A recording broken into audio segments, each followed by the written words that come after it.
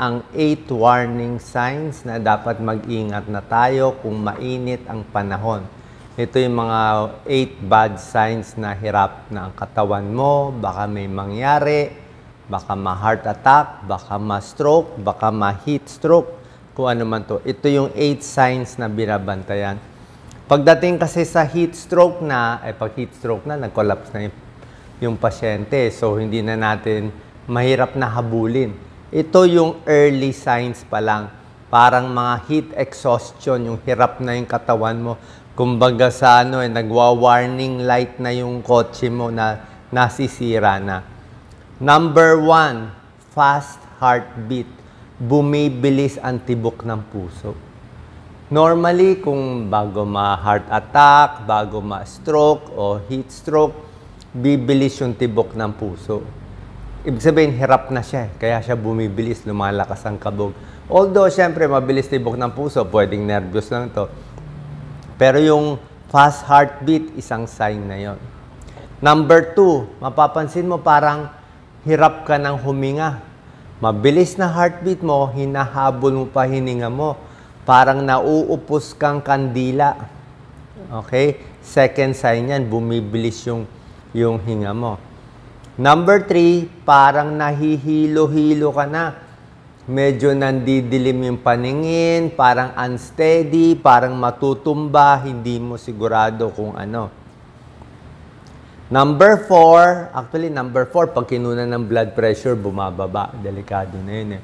Pag naglo-low blood na, magko-collapse na yun eh. Pero baka hindi nyo makuha blood pressure nyo. Pero yun ang sign, medical sign na nakikita ng doktor. Number 5, nagka-cramps. Sabi, nagpupulikat na.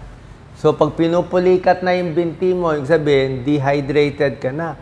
Hirap na yung katawan mo, kaya nga siya nagka-cramps eh. Nagtitigas-tigas na yung katawan mo. Number 6, confusion. Parang nalilito ka na, hindi mo alam na saan lugar ka na. Parang medyo nawawala ka na sa sarili.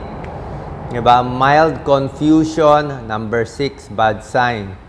Number 7, syempre, dehydration mismo.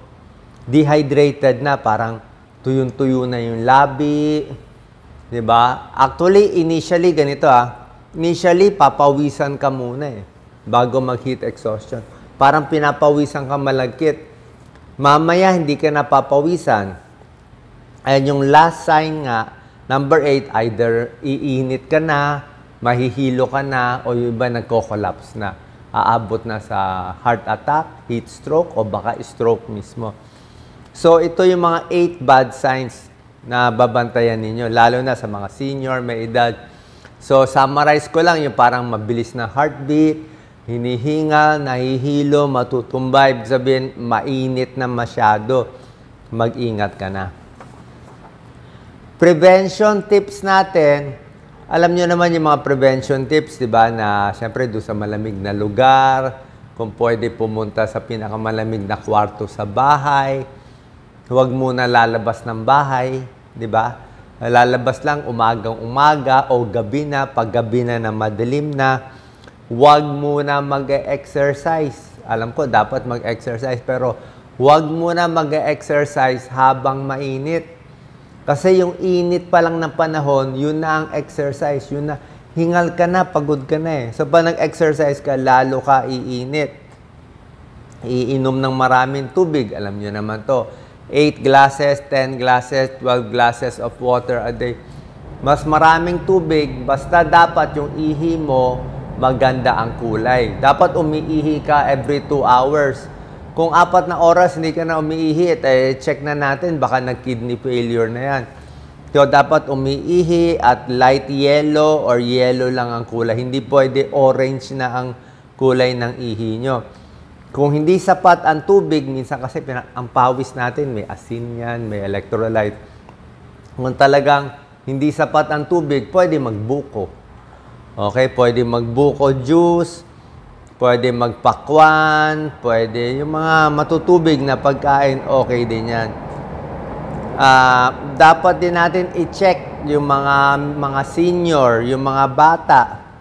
Diba? Binabantayan natin, i-check din natin kasi sila yung madali maging biktima Yung mga dati nang may sakit. Tapos yun na nga, pag nagtatrabaho sa labas, dapat nga may break sa tanghali. Anyway, meron tayong 8 klase ng tao. 8 groups of people na dapat mag-ingat o ito yung 8 sakit na lumalala kung tayo ay naiinitan. Magugulat kayo dito. Hindi nyo pa alam to. Number 1, varicose veins. Hindi nyo to naisip. Unahin ko na yung important sa akin. Yung mga may varicose veins, pansin nyo yan. Pag nainitan, magang-maga ang varicose nyo. Varicose sa paa, varicose sa kamay, manas. Manas na manas kayo pag mainit. Kasi pag mainit, nagdadilate, bumubuka yung mga artery, yung mga vein. Kaya yung mga ugat natin na dating malaki sa paa, lalong lalaki yan. Galit na galit yung mga ugat, ang pangit tignan, magmamanas pa yung paa natin. Hanggang binti, hanggang hita, pwedeng magmanas. Okay, lumalala yan. So, ano gagawin? Dapat may compression stockings. Bili tayo ng compression stockings, yung masikip na medyas. Meron yan sa sa internet, i-check nyo. Meron yan, yung iba't iba yung sikip. Ako yung pinakamasikip na ginagamit ko. Sinusuot ko yan everyday para at least mapigilan yung pagmanas ng paa. Dapat din siguro sa tanghali, like ngayon, wala naman ako oras, sa tanghali sa gabi, dapat tinataas yung paa. At least 10 minutes. 10 minutes kahit nakaganyan yung paa mo para yung gravity bumaba. Kung merong kayong kasama na magmamasahe, maganda, minamasahe. Kunwari paa to, binti, minamasahe. Mini-milk para umakyat yung manas, mapunta dito sa puso at maihi natin. Sa puso, pupunta niya sa kidney para maihi. So, manas ang nagiging problema. Ang gusto ng may manas, malamig, mga winter, cold area. Pag naliligo, gusto niya malamig na tubig. Para pag malamig, lumiliit ang varicose. Number 2, lahat ng senior dapat mag-ingat pag mainit ang panahon. Senior kasi mahina na puso, di ba? Mahina katawan, mabilis ma-dehydrate, mabilis ma-heat stroke. Hindi lang senior, pati sanggol. Every summer, maraming namamatay na senior at sanggol. Napapabayaan, hindi na lang nila alam, biglang babagsak. Kasi nga mahina na yung katawan, may edad na. Tapos nainitan, parang kumbaga sa puno, natuyot, natuyo siya. Number 3, ito mahalaga. Lahat ng may high blood at sakit sa puso. Kung kayo may high blood at sakit sa puso, tapos ang init-init, lalo kayo high blood. Bakit? Siyempre, nai-stress ang puso pag mainit Tataas ang blood pressure mo, pwede atakihin sa puso, yung balance ng fluid sa circulation natin, nagugulo siya. Either dehydrated ka, kulang ka sa tubig, sobrahan ka sa tubig, kulang or sobra, pareho hindi maganda. So yung blood pressure mo nagloloko, bumibilis ang tibok ng puso, hinihingal, pwede ka ma-high blood, pwede magkaroon ng sakit sa puso. Number 4, pwede ma-stroke. Sinabi ko, high blood and stroke connected. Sabi ng mga kaibigan kong neurologist na kaibigan, sabi nila, ang summer ang panahon ng stroke. Summer ang panahon ng mga stroke. Pagdating ng summer, yung mga hospital, emergency room, mas marami sila nakikitang stroke. Bakit? Sobra init Tumataas ang blood pressure. Hindi naman kaya mag-aircon lagi. Pag tumaas ang blood pressure, ano mangyayari? Tataas ang blood pressure. Yung pressure sa ulo, pag may edad na, pwedeng pumutok. Pwedeng pumutok yung ugat natin sa ulo. Pag pumutok, stroke na, dudugo. Diba? Tapos mainit, stress pa tayo, pagod pa tayo, hirap na tayo gumalaw, pipilitin natin gumalaw, ma-high blood ka lalo. Mainit pa, ma-high blood ka pa lalo. Diba? Tapos nagdadilate yung ugat natin, pag taas ang blood pressure, na-i-stroke. Very common yan. So, ingat sa stroke pag summer at mainit. Sabi ko nga, dun lang tayo sa malamig. Easy lang para makasurvive tayo. Number 5 na lumalalang sakit, sakit sa kidney. Sakit sa bato, kidney stone, UTI, infection sa ihi, lahat yan lumalala. Pag mainit ang panahon, mataas ang creatinine, mag-iingat tayo. Bakit? Ang kalaban ng kidneys ay dehydration. Ang pampabuhay sa kidneys ay tubig. Gusto ng kidneys maraming tubig. Happy siya maraming tubig. Trabaho ng kidneys, gumawa ng ihi. Yan ang sabi ng professor ko dati. Isa lang ang trabaho ng kidneys, gumawa ng ihi. So, kailangan maraming tubig. Oras na ma-dehydrate tayo, kumonti ang tubig, ano mangyayari? Maghihingalo ang kidneys. Okay? Pag kulang na kulang sa tubig, mangyayari sa kidneys, acute renal failure. Magsha-shutdown, tataas ang creatinine, masisira ang kidneys. Hindi iihi. Pag tumaas ang creatinine, hindi inayos, pwedeng mag-dialysis. Pag dialysis, tuloy-tuloy na, magiging chronic renal failure. So, ingat na hindi masira ang kidneys, hindi tumaas ang creatinine. Pag mainit ang panahon, inom talaga maraming tubig. 8 to 12 glasses of water. Ewan ko, pang ilang baso ko na itong sa araw na to. Kidney stones.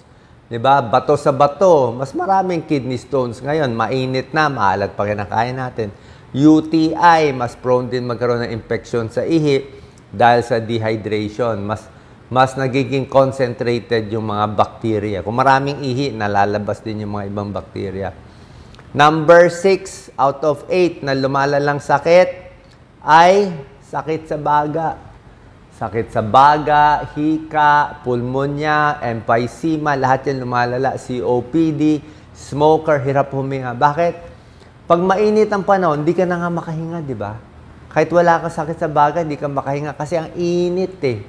Di ba? Pero pag malamig, nasa mall ka, nasa aircon, masarap maglakad. Pag nasa gym na may aircon, masarap mag-exercise. Pero sa init ng panahon, hindi ka makahinga. Kaya lumalala yung hika, yung emphysema at sakit sa baga. Gusto natin cool air.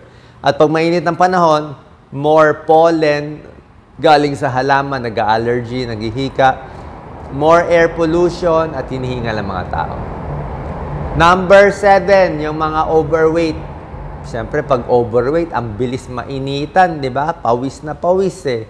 Di ba? Poor physical shape. Pawis na pawis, overweight na, ang bilis ma-dehydrate. And number 8, number 7 pala yung overweight.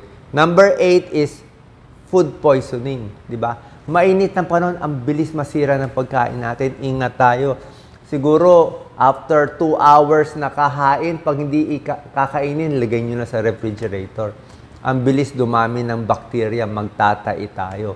Pag nagtae na food poisoning, mainit na, dehydrated na, nagtatai pa, nako, delikado, ma-hospital tayo. Lalo na pag senior, nagtae, delikado. Ang bilis masira ng pagkain, mas maraming mga infectious diseases. Okay? So, ingat po lagi, inom ng maraming tubig, magtago sa init ng araw, at ano lang yan eh, sanayan ng katawan eh. Sanayan ng katawan. Pag walang ginagawa, inom ng maraming tubig, easy lang ang galaw, pag pagod, higa-higa lang, yan lang magagawa natin. Okay? Sana po nakatulong to para makasurvive tayo sa init ng panahon. God bless po.